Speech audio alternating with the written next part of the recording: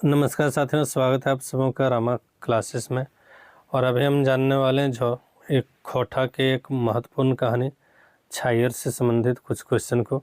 ये आपके लिए जेपीएससी, जेएसएससी, जेटेट या फिर झारखंड में खोटा विषय के लिए जो भी परीक्षाएं होती उनके लिए बहुत ही इम्पोर्टेंट है। वीडियो के अंत तक बने रहें। तो बिना देर किए आइए देखते हैं आज का पहला प्रश्न में छायर कहानी कक्कर लिखल लागे। तो छायर कहानी चित्तरंजन महतो चित्रा का लिखा हुआ है। चित्तरंजन महतो चित्रा लारी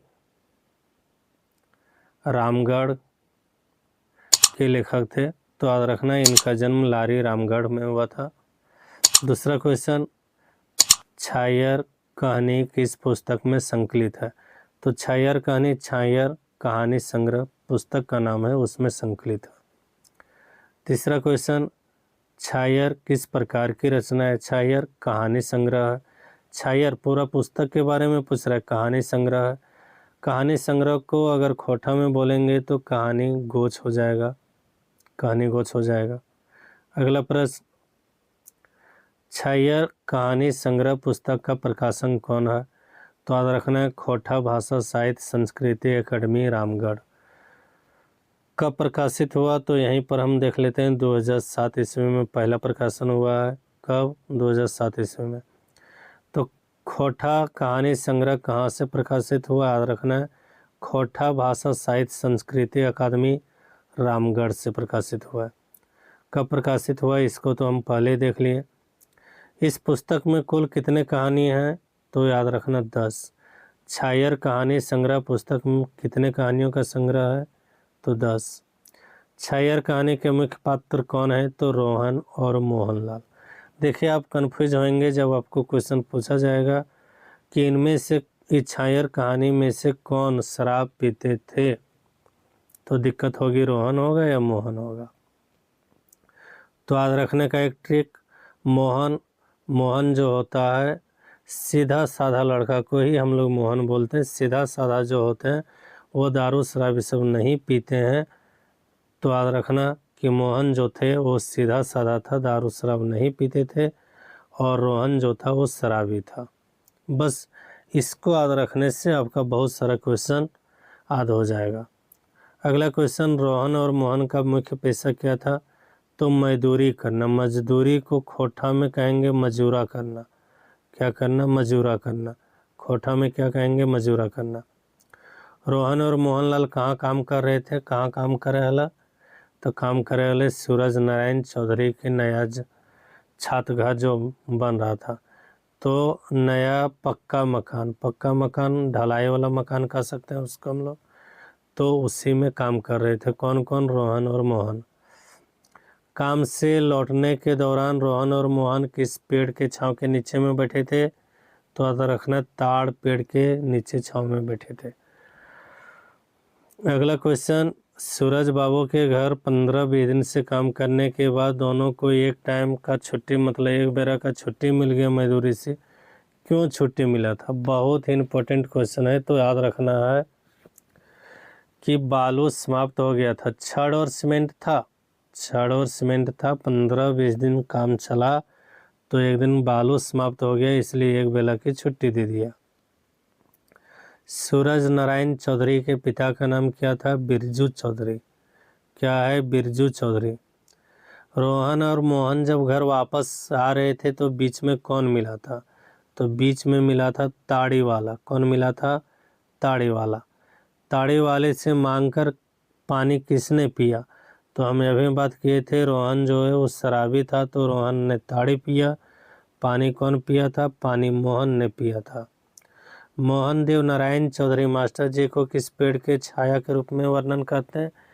तो नीम पेड़ के छाया के रूप में ये कहते हैं मोहन देव नारायण चौधरी के बारे में, मास्टर जी के बारे में, कि वो नीम पेड़ के छाया जैसे हैं। थोड़ा सा कम छितरायल है, वो बात ठीक है, लेकिन क्या है जितनी छाया दे रहे हैं उतना वो अच्छे तरीके से दे रहे हैं, बर्बाद हमको नहीं कर रहे हैं। छायर मतलब क्या होता है? छायर मतलब होता है छाया, नज़दीकी, जुड़ाव। यहाँ पर संगति भी कह सकते हैं। क्या कह सकते हैं? संगति। चूँकि छायर कहानी का मतलब इसमें जो मुख्य रूप से है वो कह रहा है कि जिसके संगत में रहोगे उसी के जैसा हो जाएंगे। छत्र छाया भी होगा इसका मतलब।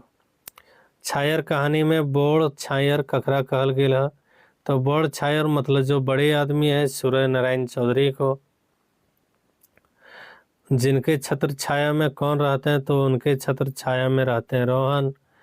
और जब उनके छत्र छाया में रोहन रहते हैं तो क्या सीख जाते हैं, शराब पीना सीख जाते हैं, और फिर ठगने वाली बात सीख जाती है, किसी को धमकाने के लिए सीख जाते हैं। जमींदार हो सूर्य नारायण चौधरी होते हैं तो उनके सारे गुण आ जाते हैं। छायर कहानी में छोट छायर ककरा कहल गया, तो देवनारायण चौधरी के, जो कि एक मास्टर जी रहते हैं, शिक्षक रहते हैं। देवा चौधरी इसको शॉर्ट में या खोटा में बोला गया है। तीसरा जो है, तीसरा छायर ककर है, तो तीसरा छायर है छगन साव, एक दुकानदार है जो कि सूदखोर है। कैसा है, सूदखोर। तो इसका दुकानदार जो है, इसका सामने जो लगा हुआ है वो दुकान है किसका, तो उसमें चॉकलेट पावरोटी बिस्कुट ये सब बेचते हैं। घर के अंदर वाले पार्ट में शराब बेचते हैं, लेकिन इनका जो मुख्य काम है वो याद रखना सूदखोर का है। रोहन किनके छांव में रहते हैं, तो रोहन रहते हैं सूरज नारायण चौधरी के छांव में, जो कि एक प्रकार का जमींदार है। इसको बड़ छायर बोला गया है। मोहन किनके छांव में रहते हैं, तो मोहन, ये हम पहले बोले म से मोहन। मोहन मतलब सीधा साधा लड़का होता है, तो सीधा साधा मतलब ये शिक्षक के साथ में रहते हैं देवनारायण चौधरी छोटे छायर के। मोहन और रोहन का नाता कैसन रहे, तो एक गोतियाक है। गोतियाक मतलब एक ही वंश वाले, जिनके पूर्वज एक ही हो। जैसे मान लीजिए दादाजी या फिर दादाजी के पिताजी, तो दोनों के दादाजी या दादाजी के पिताजी वे सब दोनों एक ही थे, इसलिए गोतिया कहलाते थे। रोहन मोहन कहाँ काम करल जा रहे, तो सूरज नारायण चौधरी के नया बनने वाले घर में। बिरजू ककर बापे का नाम रहा, बिरजू, तो बिरजू सूरज चौधरी के बाप के नाम रहे। सूरज चौधरी कौन, तो जमींदार थे। ककर छाया जकठीन, एकर छाया जकठीन पड़तले तकर उबार नहीं रही, ये केकर खातिर कहल गए है, तो छगन साविक। छगन साविक मतलब छगन साव के बारे में बोला गया है। छगन साव किस प्रकार के व्यक्ति हैं, तो हम बोले छगन साव सूदखोर है। किस प्रकार के हैं, सूदखोर। सूदखोर मतलब ये किसी तरह से फंसाते हैं, उसके बाद सूद पर पैसा देते हैं और फिर उससे कई गुना वो हासिल करते हैं। छगन साव का मुख्य बिजनेस क्या है, तो वो दुकानदार है और महाजन है। महाजन का मतलब सूद पर पैसा देने वाले। सूरज नारायण चौधरी कैसन लोग रहे, तो जमींदार लोग रहे वो। देवनारायण चौधरी कैसन लोग रहे, तो देवनारायण चौधरी मास्टर जी हैं, गुरु जी हैं। क्या रोहन और मोहन एक ही टोला में रहते हैं, तो नहीं, दोनों गोतिया है याद रखना, लेकिन अलग अलग टोला में रहते हैं। दोनों गोतिया है लेकिन अलग अलग टोला में रहते हैं। ताड़ी पीने के बाद दोनों ने किस पेड़ के नीचे आराम किया था, तो याद रखना इमली पेड़। इमली पेड़ को खोठा में क्या बोलेंगे, तो तेतर बोलेंगे। क्या बोलेंगे, तेतर। तेतर गाछ के नीचे आराम किया दोनों। कब, तो जब रोहन ने ताड़ी पिया और मोहन ने पानी पिया। रोहन ने क्या पिया, ताड़ी, और मोहन ने क्या पिया, पानी। रोहन और मोहन में से शहर कौन गया था, तो याद रखना मोहन शहर गया था, और कितना दिन के बाद आया, महीना दिन के बाद वापस आया। सूरज नारायण चौधरी के घर में नौकर के रूप में कौन काम करता था, तो रोहन काम करता था। ये जमींदार था, जमींदार के यहाँ ये रोहन काम करते थे, और इनके पूरा पूर्वज बाल बच्चे सारे काम करते थे। सूरज नारायण चौधरी घरे आवन जावन उठन बैठन बेसी का कर रहे, तो जो काम करते थे रोहन, रोहन का ही था। देवा चौधरी घरे आवन जावन उठन बैठन बेसी का कर रहे, तो बेसी रहा मोहन के। मोहन देवा चौधरी कौन थे, तो देवा चौधरी शिक्षक थे, टीचर मास्टर जी थे। छायर कहानी के मुख्य भाव की है संगति का महत्व। छायर कहानी के मुख्य भाव की है संगति का महत्व। संगति का ही असर होता है कि अच्छे लोग बुरे लोगों की संगत में बुरे आदत पाल लेते हैं, तो वहीं अच्छे कई बुरे आदत वाले भी लोग अगर अच्छी संगत में रहे तो अच्छा खुद को बना लेते हैं।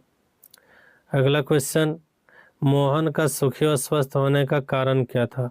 मोहन का सुखी और स्वस्थ होने का कारण क्या था? तो देखो, मोहन देवी चौधरी, यहाँ लिखा गया देवा चौधरी होगा, कि संगत में रहकर अच्छे आदतों को अपनाता था, शराब नहीं पीता था, फिजूल खर्चे नहीं करता था, मेहनत कठिन करता था, बच्चों को भी पढ़ाता, इसलिए वो सुखी था। देवनारायण चौधरी रोहन को गुरु दक्षिणा में क्या मांगे? तो 3 चीज़ मांगे। किसमें? गुरु दक्षिणा में। कितना चीज़ मांगे? 3 चीज़। क्या क्या मांगे? तो सबसे पहला मन का दान देना होगा। मन का दान का मतलब है शराब का त्याग करेंगे ताकि मन कंट्रोल में रहेगा। दूसरा मांग था तन का दान, मतलब तन का मतलब परिश्रम करना ताकि आर्थिक कमी न हो। और तीसरा था धन का दान, मतलब किसी के अधीन या छत्र छाया का त्याग करना। धन का दान का मतलब किसी के अधीन या छत्र छाया का त्याग करना। तो ये 3 चीज़ मांगे थे। तो इसी के साथ शायर से संबंधित इम्पोर्टेंट क्वेश्चन जो थे वो समाप्त होता है। उम्मीद है आप सबों के लिए उपयोगी साबित होगा।